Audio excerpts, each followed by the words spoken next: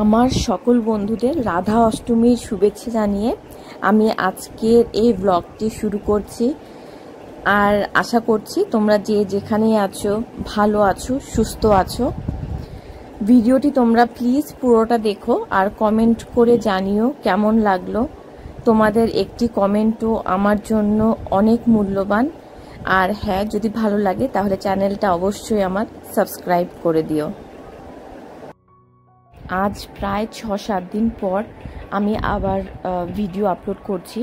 আসলে viral fever থেকে আমার গলায় ইনফেকশন হয়ে গেছিলো, আমি একটুকু কথা বলতে পারছিলাম না। আর প্রেগনেন্সির শেষের দিক বলে ডাক্তারও সেই রকমভাবে কোনো কড়া মেডিসিন দিতে পারেনি, তো সেই জন্য একটু টাইম লেগে গেল সুস্থ হতে। যদিও এখনও পুরোপুরি গলাটা ঠিক হয়নি, তবুও এখন অনেকটাই কথা বলতে পারছি। তো তোমাদের কারোর যদি কোনো ঘরোয়া উপায় জানা থাকে এই খুসখুস কাশির জন্য, তাহলে আমাকে অবশ্যই জানিও। কারণ আমার তরফ থেকে আমি সব রকমভাবে চেষ্টা করেছি, কোনো কিছুতেই কিছু হয়নি। এখনও কথা বলতে গেলে যেন মনে হয় যে গলায় কিছু কাটা কাটা লাগছে, খুসখুস কাশি উঠে যাচ্ছে, কথা বলতে অসুবিধে হচ্ছে। ঘুম থেকে উঠে বাবা কোলে, ঘুম থেকে উঠেই কোলে। গুড মর্নিং বলে দাও তো আগে, গুড মর্নিং বলে দাও।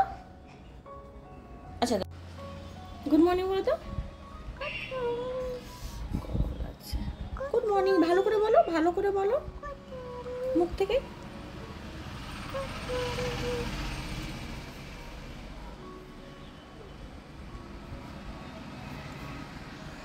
এখন বাজে প্রায় 7:30টার মতন, সবাই উঠে গেছে। তো সবার জন্য একটু গরম জল করে নিলাম। সকালে সবারই একটু গরম জল খাওয়ার অভ্যেস, বিশেষ করে ভাইরাল ফিভার হওয়ার পর থেকে গলাটা সবারই একটু ধরে আছে। তো সেই জন্য সকালে ঘুম থেকে উঠে তোমাদের দাদা, মেয়ে, আমি সবাই গরম জল খাই।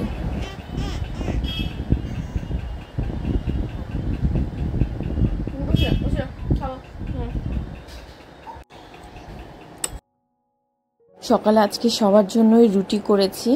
তোমাদের দাদা খেয়ে অফিস বেরিয়ে গেছে, আর এখানে মেয়েকে খাওয়াতে বসে গেছি, সঙ্গে আমিও খাবো। তো আমার জন্য দুধ রুটি আছে, আর মেয়েকেও দুধ রুটি খাওয়াচ্ছি, কারণ দুধ রুটি খুব পছন্দের। আসলে মামার ভাতের থেকে রুটিটাই বেশি পছন্দের। রুটির সঙ্গে যদি একটু দুধ হয় তাহলে তো আর কিছু বলারই ব্যাপার নেই, মোটামুটি তাড়াতাড়ি খেয়ে উঠবে।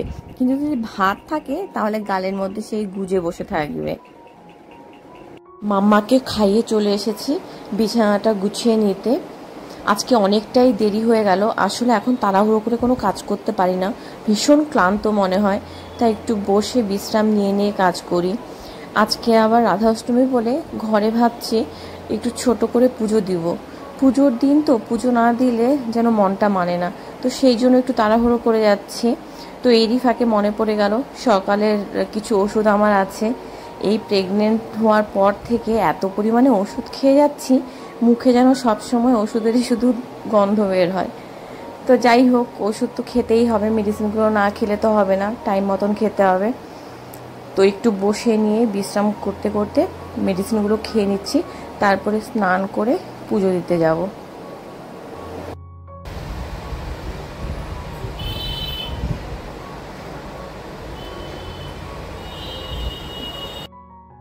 দুপুরে রান্না সেরে স্নান করে আমি চলে এসেছি পুজোর আয়োজন করতে।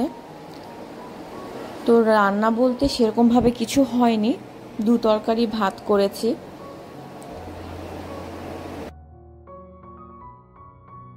এখন না আসলে বেশিক্ষণ রান্নাঘরে দাঁড়িয়ে রান্না করাটা আমার জন্য যেন খুবই কষ্টকর, ঠিক পেরে উঠি না, আর গরমটাও প্রচণ্ড মনে হয়। তো যাই হোক, সে কথা এখন বাদই দিলাম।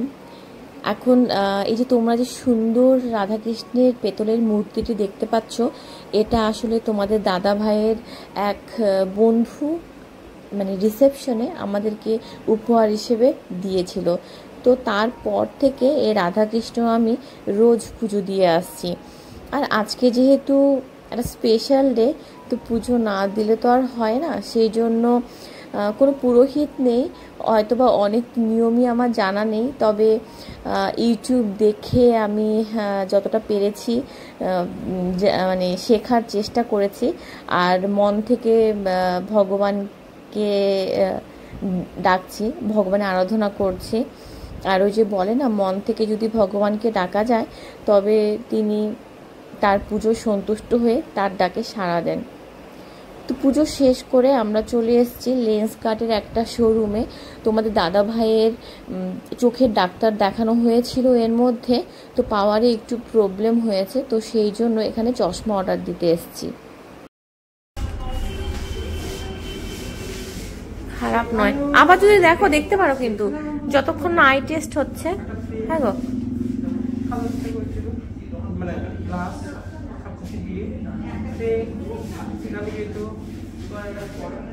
যতক্ষণ না আই টেস্ট হচ্ছে তুমি দেখতে পারো, আরো যদি মনে হয় যে না চেঞ্জ করবে, যদি মনে করো চেঞ্জ করো। ঘুমিয়ে গেল,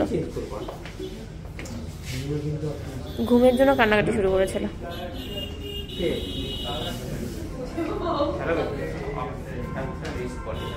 হ্যাঁ, আচ্ছা এই যে এই কেকটা, এটা ফ্রেশ হবে? চকো স্কোয়ার যেটা, হ্যাঁ আচ্ছা এটা দিন, এটা প্যাক করে দিন। না না কিছু লেখা নয়, এমনি।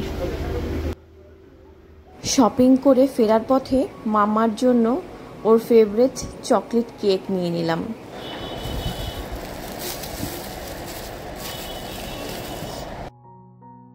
ঘরে আলু আর পেঁয়াজ একদম বাড়ন্ত ছিল, তো সেই জন্য কেক কিনে আমরা আবার গিয়েছিলাম একটু বাজারে আলু পেঁয়াজ কিনতে, আর সঙ্গে 10টা ডিমও কিনেছি। আমি আবার কি বলতো, বেশি ডিম কিনি না একবারে, মানে প্লেট ধরে কেনা হয় না শীতকাল ছাড়া। আসলে আমি ডিম ফ্রিজে রাখি না, অনেক জায়গাতেই ভিডিওতে দেখেছি অনেক ডাক্তাররাই বলেছেন যে ডিম ফ্রিজে রেখে খেতে নেই, সেটা নাকি শরীরের জন্য ভালো নয়। তো সেই জন্য আমি অল্প পরিমাণে ডিম আনাই, যাতে নাকি সেটা 1 সপ্তাহ মধ্যে শেষ হয়ে যায়, তো তারপরে আমি আবার আনাবো। মামা ঘুমিয়ে পড়েছে, তো এই ফাঁকে আমি যা যা কিছু করার আছে টুকটাক মতন আমি করে নিচ্ছি, তারপর আমি রেস্ট নিব। আসলে স্নান করে পুজো দিয়ে খাওয়ার পরে সঙ্গে সঙ্গে আমরা বেরিয়ে গেছিলাম, তো আমার দুপুরবেলা শোয়া হয়নি বলে ভীষণ ক্লান্ত লাগছে। তো এই কিছু হাতের কাজ আছে, এগুলো সেরে নিয়ে তারপর রেস্ট নিব। তো আজকের মতন এই ভিডিওটা আমি এখানেই শেষ করছি, আর আশা করছি তোমাদের ভালো লেগেছে। প্লিজ তোমরা কমেন্ট করে জানিও।